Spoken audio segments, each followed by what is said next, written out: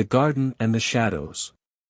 The late afternoon sun caressed the modest house with its golden rays, illuminating a carefully tended garden that radiated life and color. Every bloom and leaf whispered tales of resilience and care. Marigolds shone brightly like miniature suns, while lavender swayed gently in the breeze, filling the air with a calming aroma.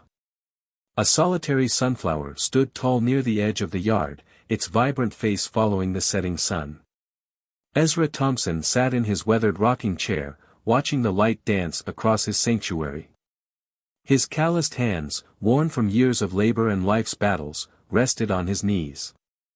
The garden wasn't just a collection of plants for Ezra, it was a living, breathing memoir of his life and losses. Each corner of the yard bore the imprint of his late wife, Lila, and their only son, Jeremiah. Both had been gone for years, but the garden held their essence, their love rooted deeply in the soil.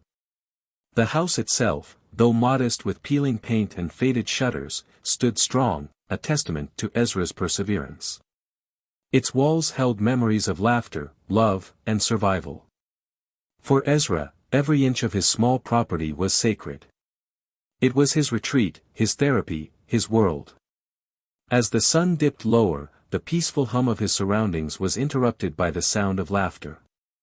Ezra's sharp eyes focused on the street corner where a group of teenagers had gathered. The Nelson brothers, 3 boys who had recently moved into the neighborhood, were tossing a basketball and shouting at one another. Their loud voices pierced the quiet harmony of the block. Ezra watched them carefully. He had encountered them once when he had brought over a basket of fresh tomatoes as a welcoming gesture. Their mother had accepted the gift with a distracted thank you, while the boys had barely acknowledged him, their muttered responses and averted gazes a poor attempt at civility. Since then, the boys had become a constant source of irritation. Their careless laughter and trail of litter were one thing, but lately, their actions had taken a darker turn. A few weeks ago, Ezra had found his sunflower stems snapped in half. Another time, his marigolds were crushed under careless feet. At first, he had dismissed it as an accident, but the smug grins and muffled snickers of the boys as they passed by told him otherwise. That evening, as Ezra prepared to head inside, the laughter grew louder. He turned just in time to see a basketball land in the middle of his flower bed. Darren Nelson, the eldest and most brash of the trio, casually strolled onto Ezra's property to retrieve it. His heavy boots trampled over delicate blooms as if they were invisible. "Get out of my garden," Ezra called, his voice firm and commanding.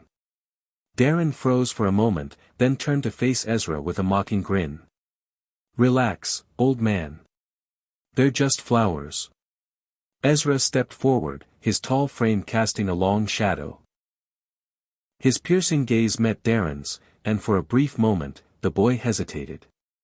But then, with a dismissive shrug, Darren kicked the basketball to his brothers and sauntered off, leaving a trail of crushed petals in his wake. Ezra stood still, his fists clenched tightly at his sides. He watched as the boys disappeared down the street, their laughter echoing in the distance. Only then did he kneel to assess the damage. The sight of his ruined daisies and trampled lavender felt like a personal insult. These weren't just flowers, they were memories, pieces of his soul cultivated with care and devotion. He gathered the broken stems with trembling hands, his jaw tight. Anger simmered within him, a feeling he hadn't allowed himself to indulge in years. Ezra had always been a man of quiet dignity, resolving conflicts with calm words or deliberate silence. But this was different. Inside his home, the silence was heavy. Photographs lined the walls, chronicling his life's journey. One image stood out, a younger Ezra in uniform, standing tall beside Lila, her radiant smile contrasting his stoic pride.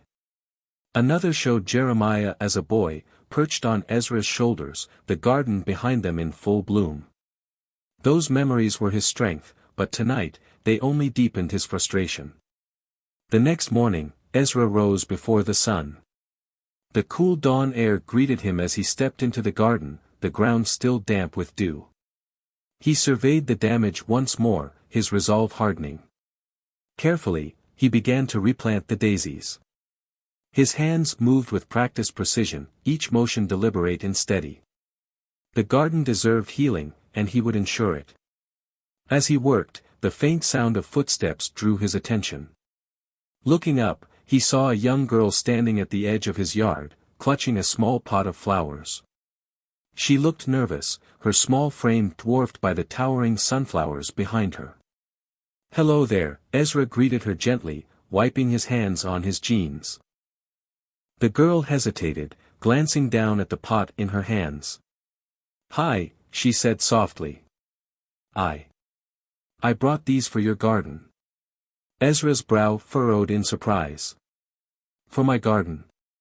She nodded, her gaze darting to the ground. "I saw what my brothers did last night. I'm really sorry. They shouldn't have done that." Ezra's expression softened as he crouched to meet her eyes. "You don't have to apologize for them. What's your name?" "Emily," she replied, her voice barely above a whisper. "Well, Emily," Ezra said, taking the pot from her hands. "These are beautiful." "Thank you." A shy smile tugged at the corners of her lips. "I can help you plant them, if you want." Ezra nodded, gesturing for her to join him. Together, they worked silently, their hands moving in tandem as they dug small holes and placed the flowers in the soil. For the first time in weeks, Ezra felt a flicker of hope. Perhaps not everyone was lost to carelessness and cruelty. As they finished, Emily looked up at him, her eyes earnest. "I'll talk to my brothers. They don't listen to me much, but I'll try." Ezra smiled faintly. "Thank you, Emily. But some lessons are learned the hard way." Her expression grew solemn as she nodded. After a brief goodbye, she turned and walked away, leaving Ezra alone with his thoughts. He looked at the newly planted flowers and felt a renewed sense of purpose. But as the day unfolded, Ezra couldn't shake the feeling that the Nelson boys' actions were far from over. He had seen the defiance in Darren's eyes, the arrogance of someone who believed there were no consequences. Ezra had faced men like that before, on the battlefield and in life. And he knew one thing: pride often led to a fall. What Ezra didn't know was that this time, the fall would be monumental. The calm before the tempest. The morning after Emily's visit passed quietly, though Ezra couldn't shake the feeling that something dark lingered in the air. The flowers Emily had brought now sat vibrantly in his garden, their cheerful colors offering a small reprieve from the heaviness in his heart. He spent the day reinforcing his yard, adding stakes to support his sunflowers and setting a small wooden fence around the flower beds. It wasn't much, but it was an act of defiance, a stand against the destruction wrought by careless hands. By the afternoon, the sun had risen high, casting a warm golden glow over the neighborhood. Ezra had just finished tidying his tools when the sound of approaching footsteps caught his attention. He turned to see Emily walking toward him again, this time clutching a notebook and a pencil. "Mr. Thompson," she called hesitantly, standing just outside the gate. Ezra smiled at her presence, surprised but pleased. "Back so soon, Emily?" She nodded and stepped closer, holding out the notebook. "I wanted to draw your garden. It's really pretty, and I thought maybe I could show my brothers. Maybe they'd understand why it's special." Ezra's heart swelled at her earnestness. He nodded, opening the gate and gesturing for her to enter. "You're welcome here any time," he said. "Go ahead, take your time." As Emily settled onto the grass with her notebook, Ezra returned to pruning his lavender. For a while, there was only the soft scratch of her pencil against paper and the rustling of leaves in the breeze. The moment felt almost serene, a reprieve from the tension that had gripped him since the Nelson brothers had begun their torment. But the peace didn't last. Late in the afternoon, just as the shadows began to stretch across the yard, the familiar sound of boisterous laughter broke the quiet. Ezra stiffened, his gaze darting to the street where the Nelson boys were once again gathered. Darren, the eldest, led the group as usual, his swaggering steps full of confidence. Behind him trailed his younger brothers, Marcus and Toby, their expressions more subdued but no less complicit. Ezra's jaw tightened as he watched them. Emily, too, seemed to sense the shift in the air. She glanced up from her sketchbook, her eyes widening as she saw her brothers approaching. "Go inside," Ezra said quietly, his voice firm but calm. Emily hesitated, clutching her notebook to her chest. "But now," he insisted, his tone leaving no room for argument. Reluctantly, Emily obeyed, retreating into Ezra's house. He stood and walked to the edge of his yard, his imposing frame blocking the boys' view of the garden. "What do you want?" Ezra called out, his voice steady but sharp. Darren smirked, bouncing a basketball on the pavement. "Just passing through, old man," he replied, his tone dripping with mockery. "Nice little garden you've got there. Shame if something happened to it." Ezra felt a flicker of anger but forced himself to remain calm. "This isn't a playground," he said. "You've made your point. Now leave." But Darren wasn't done. He tossed the basketball high into the air, letting it land with a thud just inches from Ezra's fence. The ball rolled into the yard, flattening a patch of marigolds before coming to a stop. "Oops," Darren said, feigning innocence. "Guess I lost control." Ezra took a deep breath, his hands clenching at his sides. He stepped forward, picking up the ball and holding it out to Darren. "Take it and go," he said firmly. Instead of complying, Darren's grin widened. "Nah, keep it. Consider it a gift." The younger boys chuckled nervously, their eyes darting between their brother and Ezra. Marcus looked like he wanted to intervene, but Darren's dominance kept him silent. Ezra dropped the ball at his feet. "You've had your fun. Don't make this worse for yourselves."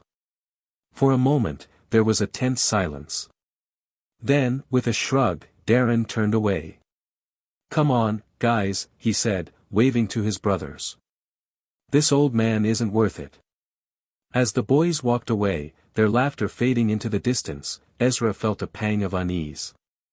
Darren's words had been casual, but there was an undercurrent of malice in his tone that Ezra couldn't ignore. That night, Ezra double-checked every lock on his doors and windows. He wasn't a man who frightened easily, years of military service had hardened him against fear, but there was something about the Nelson boys that set him on edge. They weren't just reckless, they were cruel, and cruelty had a way of escalating. He settled into his armchair, the house quiet save for the ticking of an old clock on the wall. His gaze drifted to a photo of Lila and Jeremiah, their smiles frozen in time. He closed his eyes, the memories washing over him like a wave. He thought of Lila's gentle hands tending to the garden, of Jeremiah's laughter as he chased butterflies among the flowers. Those moments were his anchor, his reminder of what he was fighting to protect. The peace was shattered just past midnight. A loud crash jolted Ezra awake. He sprang to his feet, his heart pounding as he grabbed the nearest object, a sturdy wooden cane. Moving cautiously, he peered out the window and felt his blood run cold. His garden was in chaos. The wooden fence he had built that morning lay in splinters. Flower beds were trampled, their vibrant blooms reduced to mangled stems and petals. In the center of it all stood Darren, Marcus, and Toby, their faces illuminated by the faint glow of streetlights. They held cans of spray paint, their hands moving in broad, careless strokes as they defaced Ezra's property. The word "loser" was scrawled across the side of his house in dripping red letters. Ezra threw open the door, his booming voice cutting through the night. "What the hell do you think you're doing?" The boys froze, startled by the sudden noise. But Darren quickly recovered, turning to face Ezra with a sneer. "What's the matter, old man? Can't take a joke." "This isn't a joke," Ezra growled, his voice low and dangerous. "Get off my property. Now." Darren stepped closer, his spray can hissing as he pressed the nozzle. The red paint arced through the air, splattering onto Ezra's porch. "Make me." Ezra's grip on the cane tightened, but he held his ground. "I won't ask again," he said, his tone cold and unwavering. "Leave, or you'll regret it." For a moment, Darren hesitated. Then, with a snort of derision, he tossed the spray can onto the ground. "Whatever," he said, motioning for his brothers to follow. "This place is a dump anyway." As the boys retreated into the darkness, Ezra stood alone in the wreckage of his sanctuary. His garden, once a symbol of life and love, now lay in ruins. The anger that simmered beneath his calm exterior threatened to boil over, but he forced himself to take a deep breath. This wasn't over, not by a long shot. Ezra turned his gaze to the horizon, the first hints of dawn beginning to break. He knew the fight ahead wouldn't be easy, but one thing was certain: the Nelson boys had underestimated him. They had no idea who they were dealing with. A line drawn in the dirt. The morning after the Nelson boys' midnight rampage, the neighborhood woke to a sight they'd never seen before. Ezra Thompson's once pristine garden, a beacon of beauty and life on the quiet block, was a battlefield. Trampled flowers, broken fencing, and streaks of graffiti covered his property. The vibrant, meticulously cultivated garden now looked like the aftermath of a storm. Ezra stood at the edge of his yard, his arms crossed, surveying the damage.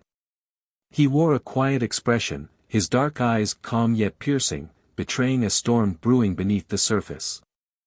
As he began collecting broken stakes and torn plants, neighbors cautiously emerged from their homes. Whispers carried across the street like a breeze, curious and concerned eyes fixed on the stoic man. Emily nodded eagerly and set to work. For hours, the two of them labored side by side, their quiet determination a stark contrast to the chaos that had befallen the garden. Slowly, life began to return to the battered yard. Broken stems were cleared, new seeds were planted, and damaged fencing was reinforced. As the sun dipped low in the sky, casting long shadows across the neighborhood, the sound of footsteps drew Ezra's attention. Darren Nelson stood at the edge of the yard, his arms crossed, his expression smug. Behind him, Marcus and Toby lingered, their faces less confident. Well, Darren drawled, his voice dripping with sarcasm. "Looks like you've been busy, old man."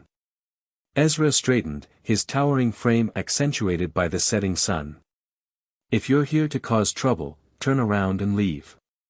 Darren smirked, stepping closer. "Relax.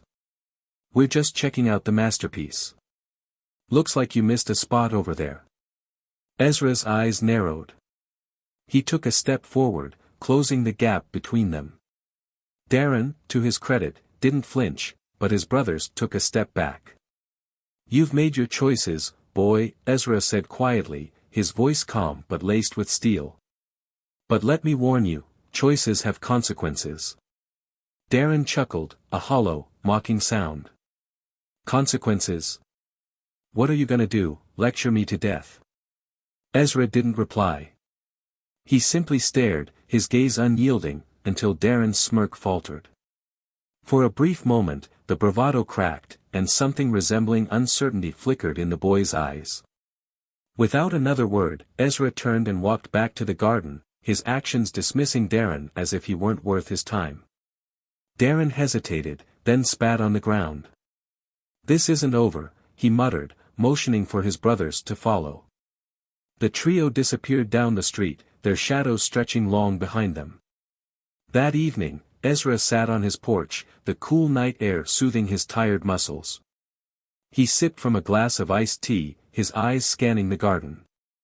It wasn't perfect, not yet, but it was a start. The marigolds stood tall once more, their bright orange blooms defiant against the backdrop of fading light. But as he sat there, a new thought took root in his mind. Darren and his brothers weren't just a nuisance, they were a challenge. And challenges, as Ezra had learned during his years in the army, weren't defeated with brute force. They required strategy, patience, and determination. Ezra rose from his chair, his mind already working. He wasn't just going to restore his garden, he was going to send a message. A message of resilience, of strength, and of the unshakable power of dignity. This wasn't over. Not by a long shot. And the Nelson boys were about to learn that some battles weren't fought with fists or words but with actions that spoke louder than either. As the moon rose high above the neighborhood, casting its pale glow over the garden, Ezra began to plan. The line had been drawn, and he was ready to defend it. What the Nelson boys didn't know was that they had awoken a force far greater than they could comprehend. The fight for the garden was just beginning. The plan takes root.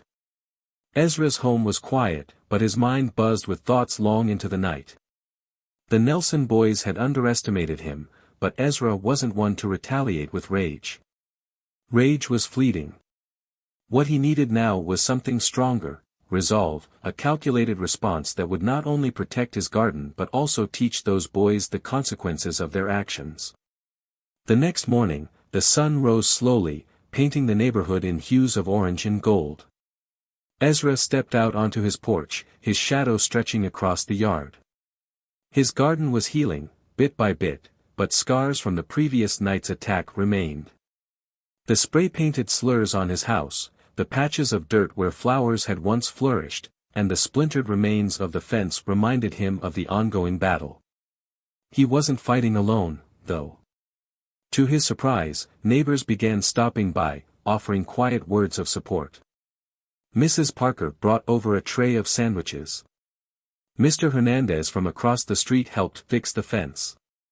Even the mailman, a young man named Darius, paused his route to pull a few weeds. But it was Emily who became Ezra's constant companion.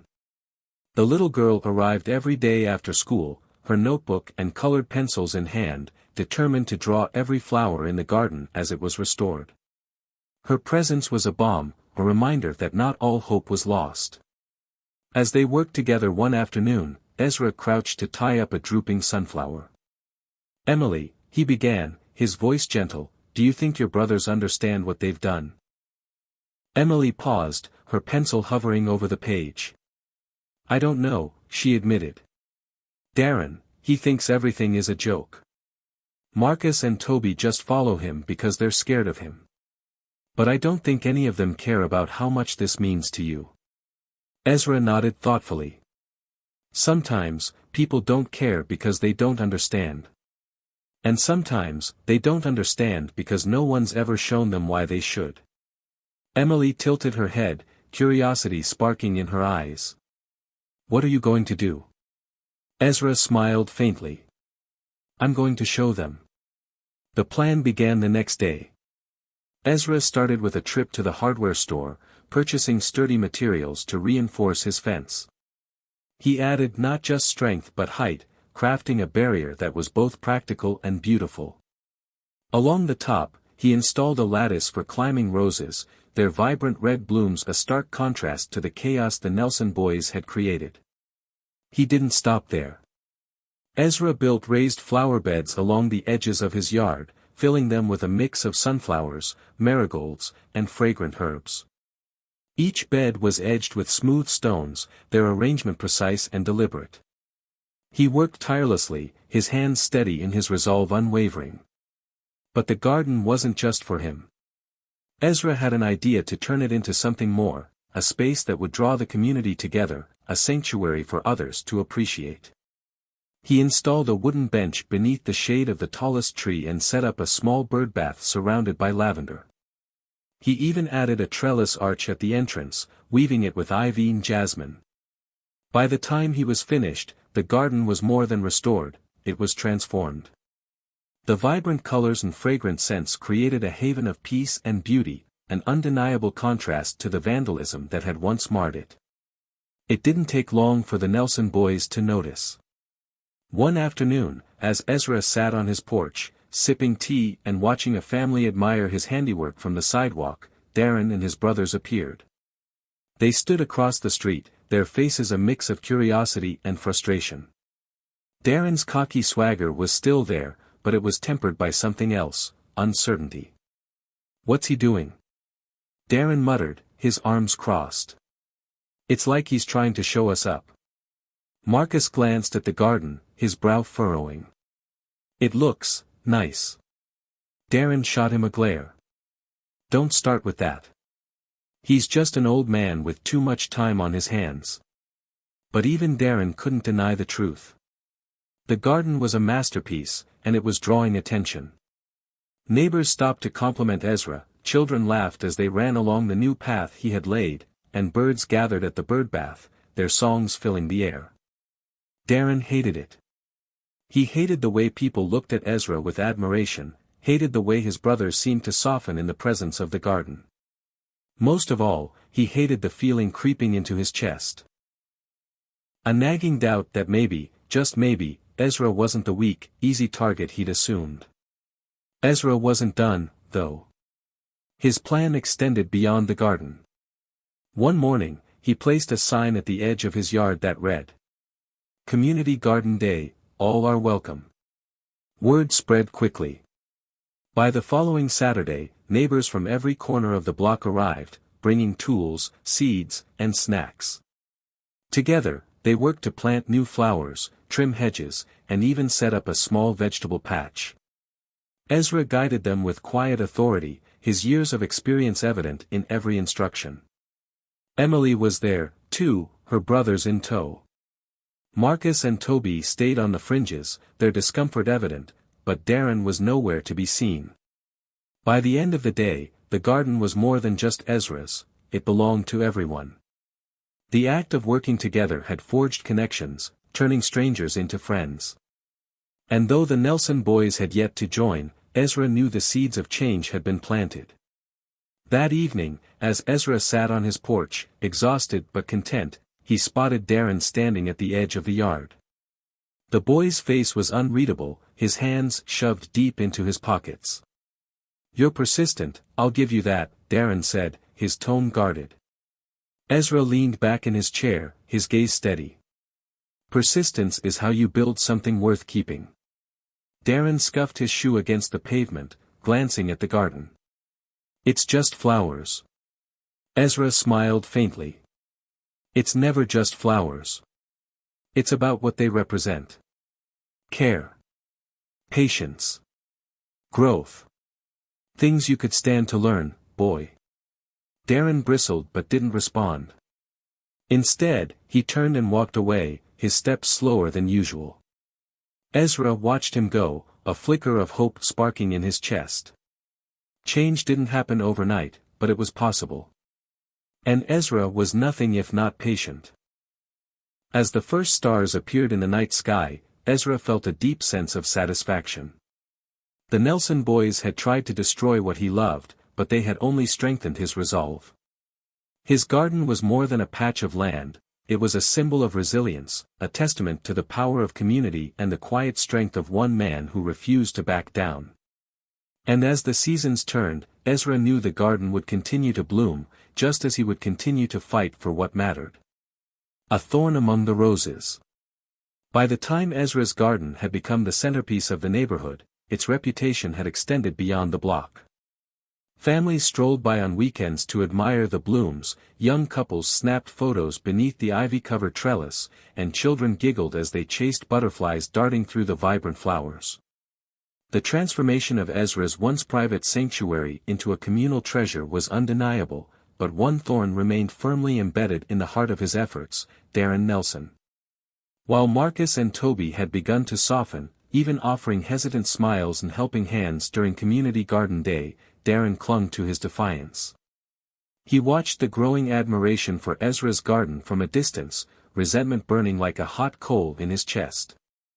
To him, Ezra's quiet resilience was an affront, a challenge he couldn't let go unanswered. It was a quiet Tuesday evening when the first signs of Darren's brewing storm appeared. Ezra was in his garden as usual, trimming the edges of the newly planted vegetable patch. The light of the setting sun bathed the yard in gold, and the hum of insects provided a peaceful backdrop to his work. But the peace was shattered by the sound of shattering glass.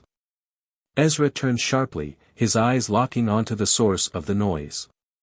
A jagged rock lay in the middle of the path, surrounded by shards of a broken lantern. He straightened slowly, his gaze lifting to meet Darren's. The boy stood at the edge of the yard, his arms crossed and his face twisted into a smirk, though his eyes betrayed the uncertainty lurking beneath his bravado. "Nice aim," Ezra said dryly, his deep voice cutting through the tense silence. "Want to try another?" Darren flinched slightly at the unexpected response but quickly recovered. "Maybe next time, old man," he spat, before turning on his heel and disappearing down the street. Ezra watched him go, the weight of the boy's anger settling heavily on his shoulders.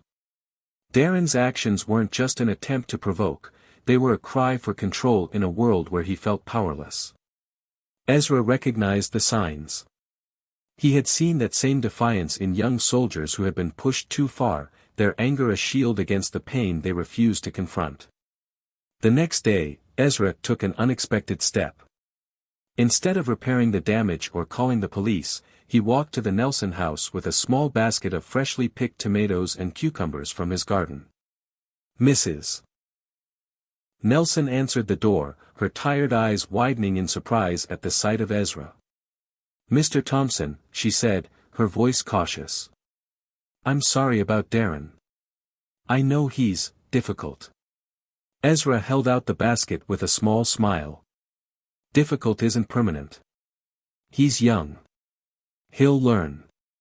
She hesitated before taking the basket, her hands trembling slightly. "I try," she said, her voice cracking. "But since their father left, it's been hard. Darren thinks he has to take charge, but he doesn't know how." Ezra nodded, understanding etched into his face. "He's carrying more than he should.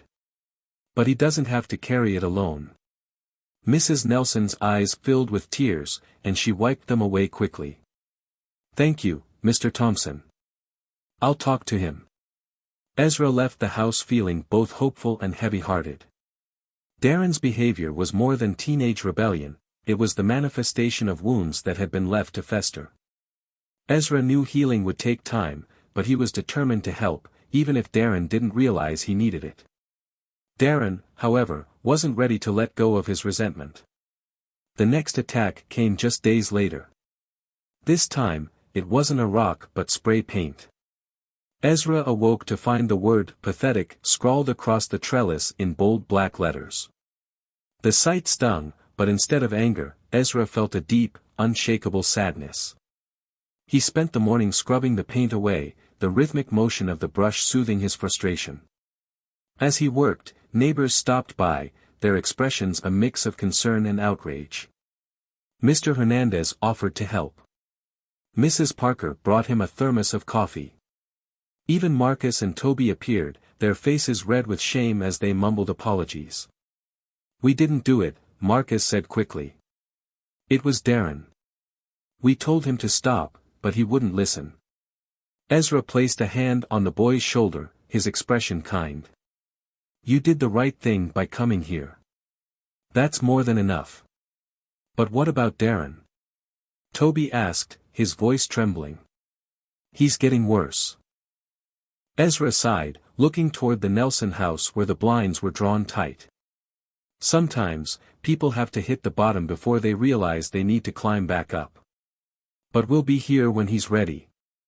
That evening, Ezra sat on his porch, the trellis clean once more. The garden glowed softly under the light of the lanterns, their warm hues creating an atmosphere of peace and resilience. Emily joined him, her sketchbook in hand, but her usually bright demeanor was clouded with worry. "Do you think Darren will ever stop?" she asked quietly. Ezra leaned back in his chair, his gaze fixed on the stars beginning to appear in the darkening sky. "Everyone stops eventually, Emily. The question is whether they stop because they've learned, or because they've lost everything. Our job is to make sure it's the first." She nodded, though her small shoulders remained tense. Ezra placed a comforting hand on her head. "Keep drawing, Emily. Sometimes the best way to reach someone is to show them something they've never seen before." That night, something unexpected happened. As Ezra prepared for bed, a soft knock echoed through the quiet house. Frowning, he opened the door to find Marcus and Toby standing on the porch, their eyes wide with fear. "Darren's gone," Marcus blurted out. Mom's worried. He said he was going to prove something, but we don't know where he went. Ezra's heart sank. He grabbed his coat and flashlight, his military instincts kicking in. Stay here, he told the boys firmly. I'll find him. The night was dark and still, the quiet broken only by the distant hum of crickets. Ezra searched the streets methodically, his flashlight cutting through the shadows. He knew Darren wouldn't go far, not in a neighborhood he didn't trust. His instincts led him to the abandoned lot on the edge of town, a place where trouble often brewed. Sure enough, there was Darren, sitting on an old tire, his face illuminated by the glow of his phone. He didn't look up as Ezra approached, but his shoulders tensed. What do you want? Darren muttered, his voice sharp. Ezra stopped a few feet away, lowering the flashlight. You're a hard boy to find. Darren scoffed, tossing a rock into the darkness. Did Mom send you? Your brothers did, Ezra replied. They're worried about you. Darren finally looked up, his eyes blazing with frustration. Why? I'm fine. No, you're not, Ezra said evenly. You're angry. And scared. And you don't know what to do with it. For a moment, Darren's mask slipped. His expression wavered, the bravado cracking to reveal the vulnerable boy beneath. You don't know anything about me. I know more than you think, Ezra said, stepping closer. I've been where you are, Darren. I know what it's like to feel like the world's against you, to think you have to fight everyone to survive. But you don't have to fight alone. Darren's eyes filled with unshed tears, and he quickly looked away. What am I supposed to do? He whispered. Ezra crouched beside him, his voice gentle but firm. You start by coming home. Then you take it one day at a time. And when you're ready, you talk to the people who care about you. Because whether you believe it or not, there are more of them than you think. For a long moment, Darren didn't move. Then, slowly, he stood, his shoulders slumping as the weight of his anger began to lift. Ezra placed a steady hand on his back, guiding him out of the darkness and toward the light of home. Growth in the shadows. Dawn broke over the neighborhood with a quiet serenity, the first rays of sunlight stretching across Ezra's garden, which now stood as a symbol of hope. The yard was more alive than ever, the flowers thriving in the fertile soil Ezra had tended with so much care. But for Ezra, the most significant growth was happening not in the garden but within the Nelson family. The morning after Ezra had found Darren in the abandoned lot, Mrs. Nelson knocked on Ezra's door. Her face was pale, her eyes red from tears, but there was a glimmer of gratitude in her expression. Mr. Thompson, she began, her voice trembling. I don't know what you said to Darren last night, but, thank you. Ezra nodded, motioning for her to come inside. They sat at his small kitchen table, the air filled with the comforting aroma of fresh coffee. He's still angry, Mrs. Nelson admitted, wrapping her hands around the warm mug Ezra had given her. But it's different now. He's quieter. Reflective. He told me what happened last night. How you found him. How you saw through him. Ezra took a sip of his coffee, his weathered face calm but thoughtful. Anger is often just pain in disguise. Darren's been carrying a heavy load for someone his age. But he's stronger than he thinks. Mrs. Nelson nodded, her eyes welling with tears. I just hope it's not too late for him to change. Ezra's gaze softened. It's never too late. The days that followed were quiet but charged with an undercurrent of tension. Darren didn't return to vandalizing the garden, nor did he taunt Ezra when they crossed paths. Instead, he avoided Ezra altogether, his face a mask of uncertainty whenever their eyes met. His younger brothers, Marcus and Toby, had fully embraced the garden's transformation, often joining Emily and Ezra to plant new seeds or sketch flowers. One afternoon, as Ezra showed Emily and the boys how to prune a rose bush without damaging its delicate blooms, Darren appeared at the edge of the yard. He stood there awkwardly, his hands shoved deep into his pockets, watching from a distance. Ezra noticed him immediately but didn't call out. Instead, he continued his explanation, his voice calm and measured. "You see this thorn?" he said, pointing to a thick stem. "It's sharp, but it protects the flower. If you cut the stem the wrong way, you risk hurting the bloom." Marcus nodded thoughtfully, while Emily eagerly mimicked Ezra's movements. "Like this?" she asked, carefully snipping a branch. "Exactly," Ezra said with a nod. Darren lingered, shifting his weight from one foot to the other. Finally, after what felt like an eternity, he took a hesitant step forward. "Can I try?" Darren's voice was quiet, almost unsure, but it carried across the garden like a whisper of wind. The group turned to look at him, surprise evident on Marcus and Toby's faces. Ezra, however, simply handed Darren the shears. "Go ahead." Darren approached slowly, his movements stiff and uncertain.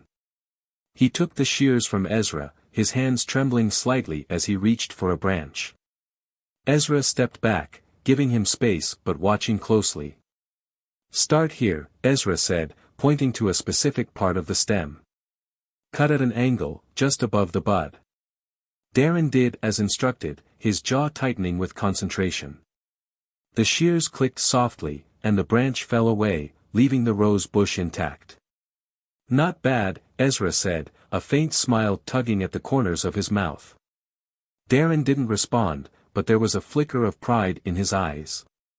He handed the shears back and took a step back, his expression guarded but less defiant. For the first time, there was a tentative truce. The turning point came a week later during a neighborhood meeting organized by Mrs. Parker. The gathering was held in Ezra's garden, now a communal space cherished by everyone on the block.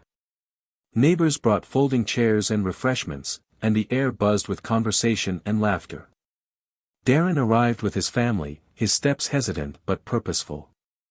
He stuck close to his mother and brothers, avoiding eye contact with Ezra. But as the evening progressed, something shifted. The warmth of the gathering, the sense of community, began to chip away at his defenses. At one point, Emily stood to present a sketch she had been working on for weeks. A detailed drawing of the garden, every flower and bush rendered with precision and care. She held it up for everyone to see, her cheeks flushed with pride. "This is Mr. Thompson's garden," she said, her voice strong despite her nerves. "But it's not just his anymore. It's ours." The crowd erupted in applause, and Ezra gave Emily a nod of approval, his heart swelling with pride. But his attention shifted to Darren, who was staring at the drawing with an unreadable expression. Slowly, Darren rose from his seat. The crowd quieted as he walked to the front, his movements deliberate. He stood next to Emily, his hands clenched at his sides. I owe everyone here an apology," Darren began, his voice rough but steady. "Especially Mr. Thompson." Ezra's brow furrowed in surprise, but he remained silent, letting the boy speak. "I was angry," Darren continued, his gaze fixed on the ground. "At a lot of things. My dad leaving, my mom struggling, feeling like everything's on me. And I took it out on the wrong person. On someone who didn't deserve it." He looked up then, his eyes meeting Ezra's. "I'm sorry. For the damage. For the things I said. For everything." For a moment, there was only silence. Then Ezra stood, his towering presence both commanding and kind. He walked over to Darren and placed a hand on the boy's shoulder. "Apology accepted," Ezra said, his voice steady. "It takes strength to admit when you're wrong. And it takes even more to make things right." Darren nodded, his jaw tightening as he fought back tears. The crowd erupted into applause once more, the warmth of their support washing over him. In the weeks that followed, Darren became a regular presence in the garden. He worked alongside Ezra, his hands learning the rhythms of the earth. Slowly but surely, the anger that had once consumed him began to fade, replaced by a sense of purpose. The garden continued to thrive, but its greatest triumph wasn't the flowers or the vegetables, it was the transformation of a boy who had been lost. Darren wasn't just growing plants, he was growing himself, finding strength in the soil and guidance in Ezra's quiet wisdom. One evening, as the sun dipped below the horizon, Darren sat on the porch steps next to Ezra. The two of them watched the garden in silence, the scent of lavender and jasmine filling the air. "Do you think things can really change?" Darren asked quietly. Ezra looked at him, his expression calm but resolute. "Change is like a garden, Darren. It doesn't happen overnight. But if you're patient and you put in the work, you'll see it bloom." Darren nodded, a small smile tugging at his lips. For the first time in a long time, he believed it.